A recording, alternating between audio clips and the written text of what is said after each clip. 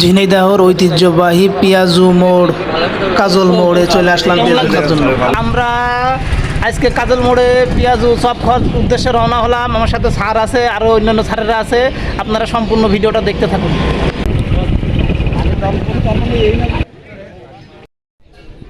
তো আমরা অবশেষে কাজল মোড়ে পৌঁছে গেলাম, চলে আসছি কাজল মোড়ে, আপনারা দেখতে থাকুন। তো খাওয়ার জন্য আমরা কাজল মোড়ের সে কাজলের পেঁয়াজি খাওয়ার জন্য চলে আসছি। তার অলরেডি দিয়ে দিয়েছে।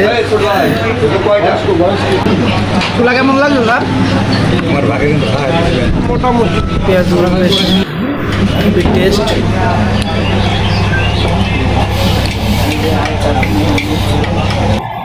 তো সবাই একসাথে খাচ্ছি, আড্ডা দিচ্ছি, অনেক ভালো লাগছে। কেমন খেলেন? আমাদের সাথে তরিকুল যোগ হয়েছে। কেমন লাগলো? ম্যানেজমেন্টের দায়িত্ব শিবলু ছিল।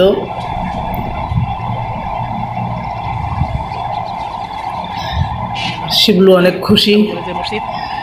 তো এটা ফুচকা বিক্রি হয় এখানে। তো আমরা চলে আসলাম তরিকুলের সাথে। তরিকুল এই মসজিদে ইমামতি করে। মসজিদটা তরিকুল আমাদের দেখাচ্ছে, অনেক সুন্দর উজুখানা। মসজিদটা অনেক সুন্দর। দোকানে পারভেজ সাহেব কি অবস্থা? তারপর তরিকুলের দোকানে আসলাম, তরিকুলের দোকান দেখলাম। না না, চা দেওয়া লাগবে না। আমরা বেশ খানিক সময় আইসি, এদিকে ঘোরাঘুরি করলাম। আমরা চলে আসলাম পেয়ারার দোকানে। এখন পেয়ারা মাকে খাবো আমরা।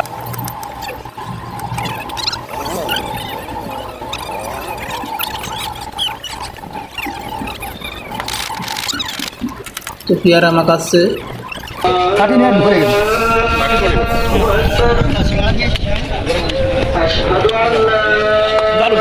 পারভেজ সাহেব আমাদের সিঙ্গাড়া সব খাওয়াইলো।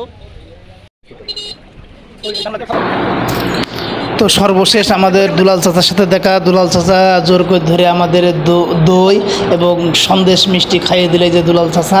তো সে খুব ভালো মনের একজন মানুষ, অনেক আপ্যায়ন করলো আমাদের। তো সবাই ভালো থাকবেন, সুস্থ থাকবেন এবং দোয়া করবেন।